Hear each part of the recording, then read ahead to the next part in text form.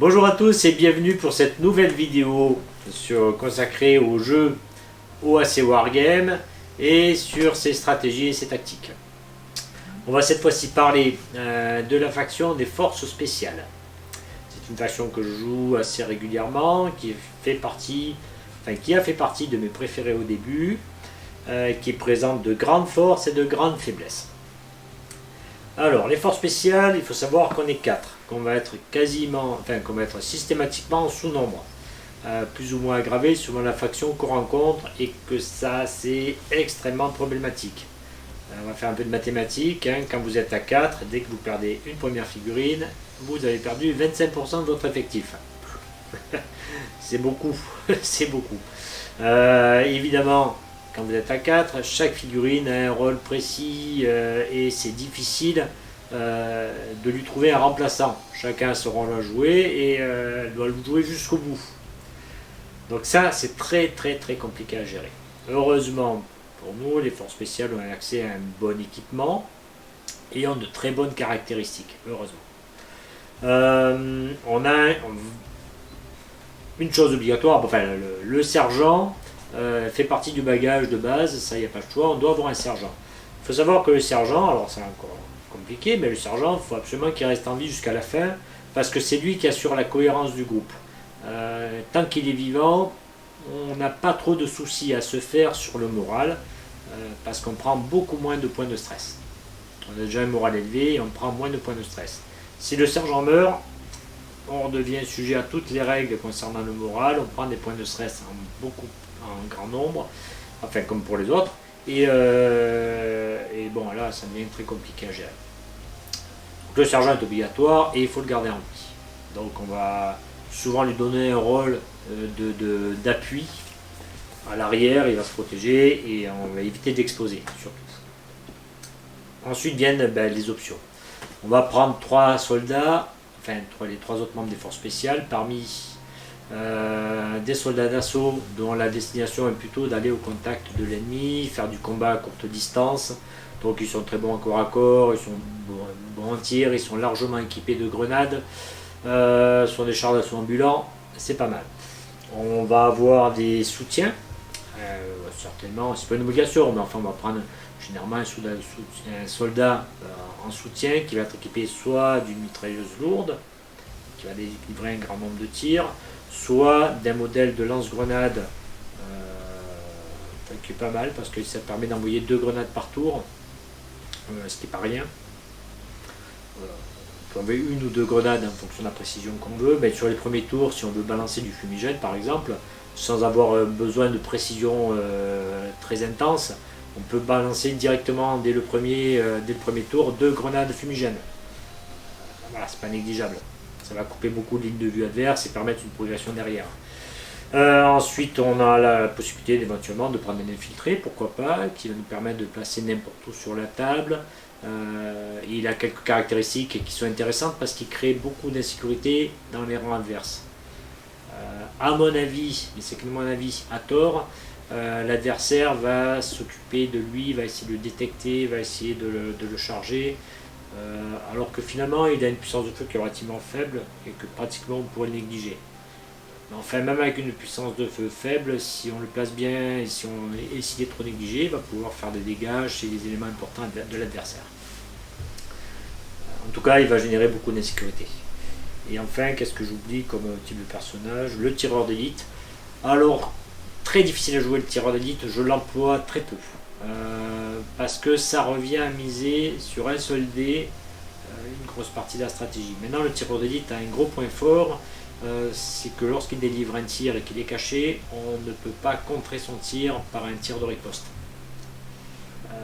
Et quand même, il est bon au tir, hein, et a de bonnes chances de shooter la figurine qui vise. Mais c'est sur un dé, donc on n'est jamais à l'abri d'un mauvais jet, et bon. C'est quand même une stratégie risquée, comme on n'est pas nombreux, il n'y a pas beaucoup de possibilités de remplacement ou de stratégie de plan B. C'est l'inconvénient des forces spéciales, c'est que le plan B, il n'y en a pas beaucoup. On est obligé de jouer une partition à une seule. Voilà, donc maintenant, ça c'est un petit peu pour la composition. Maintenant, bon, encore une fois, il faut absolument éviter les pertes. Donc il m'arrive souvent de sacrifier le premier tour si je n'ai pas l'initiative, jusqu'à ce que j'ai pu balancer un fumigène pour masquer un maximum des tirs adverses et progresser après. Je suis bon au moral, je suis bon au corps à corps, je suis bon au contact, mais il faut que j'arrive au contact. Voilà. Et ça, il faut rester en vie le plus longtemps possible parce que les pertes chez les forces spéciales, c'est. Enfin voilà, perdre une figurine au premier tour, une figurine au deuxième, vous avez perdu la partie. C'est pas possible de résister après en n'ayant que 2 figurines sur la table, quoi. Donc il faut vraiment, vraiment, vraiment faire attention aux pertes et ça, c'est très important. Les forces spéciales, ça peut paraître facile sur le papier, vous vous dites ils sont 4. Seulement ils sont 4 énervés. D'accord. Ils ont du très très bon équipement. Ils ont un point fort qui va faire des fois quasiment toutes les factions, c'est leur réaction. Ils ont une très grosse réaction. Ce qui fait que quand vous jouez ou quand ils se déplacent, que vous essayez de les choper en réaction, donc sur un mouvement ou un tir, vous allez quand même rarement avoir le dessus. Donc pour pallier ça, il va falloir jouer sur le surnombre. Donc il va falloir que vous prévoyez, si vous voulez, des zones importantes de la table de jeu et que vous placiez un surnombre à ces moments-là pour pouvoir avoir plusieurs figurines qui réagissent sur cet endroit. Parce qu'avec 4 figurines, il ne va pas pouvoir tout gérer. En général, il y a un soutien qui est pris. Enfin, moi, quand je joue cette faction, je prends surtout un soutien avec le lance-grenade qui permet vraiment un appui et une force de frappe dans cette faction considérable.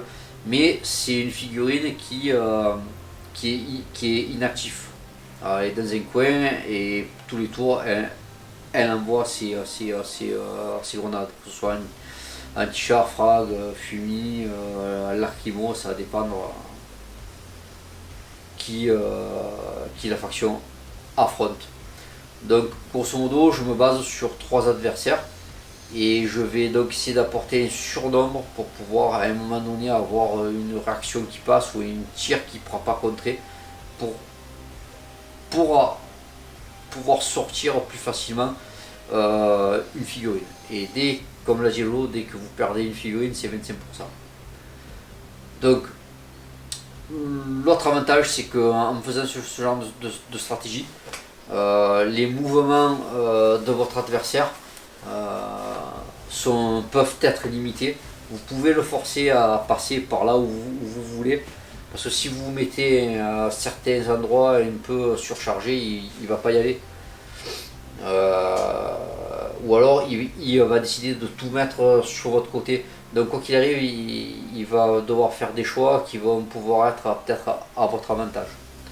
Il y a un autre point qui peut être problématique, il va falloir essayer de contrer.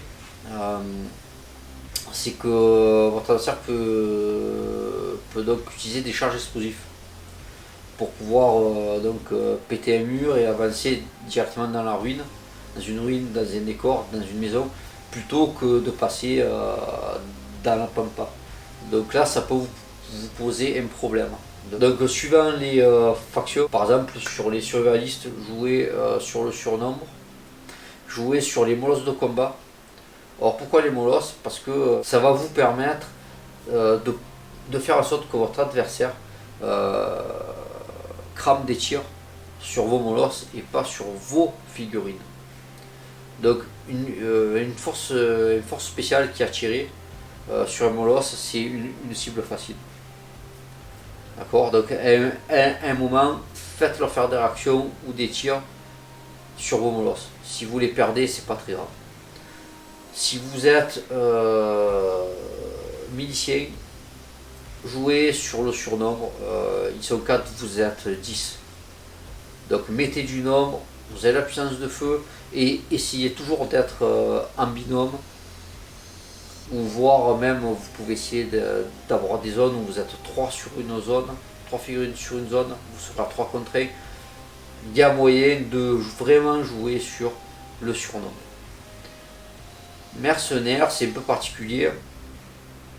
parce que vous allez un peu pouvoir tout faire. Vous allez surtout jouer sur vos compétences et je vous conseille surtout de prendre des vétérans.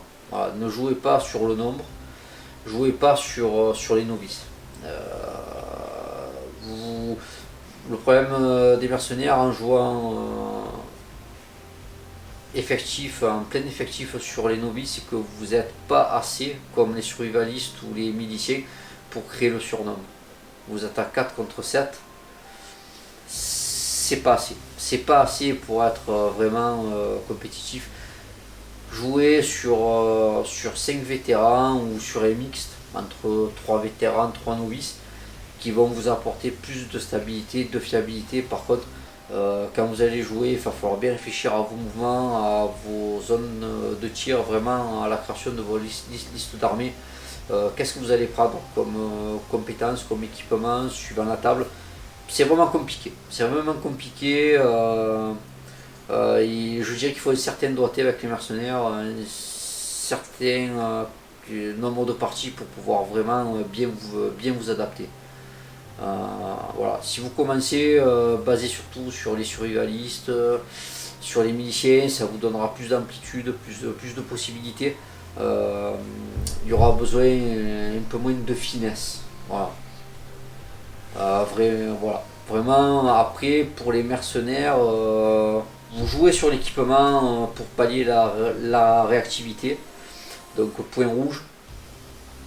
Vous pouvez vous baser sur la compétence binôme et vous pouvez aussi fiabiliser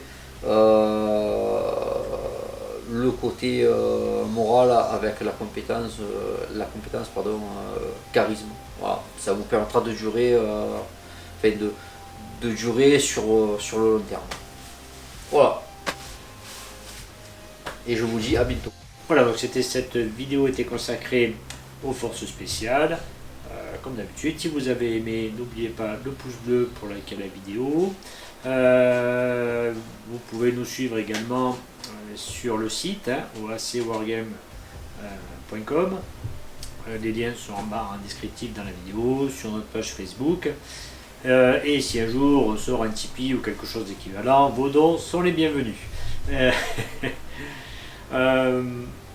Eh bien, on vous souhaite de bonnes parties et à bientôt pour la dernière vidéo qui sera consacrée aux mercenaires.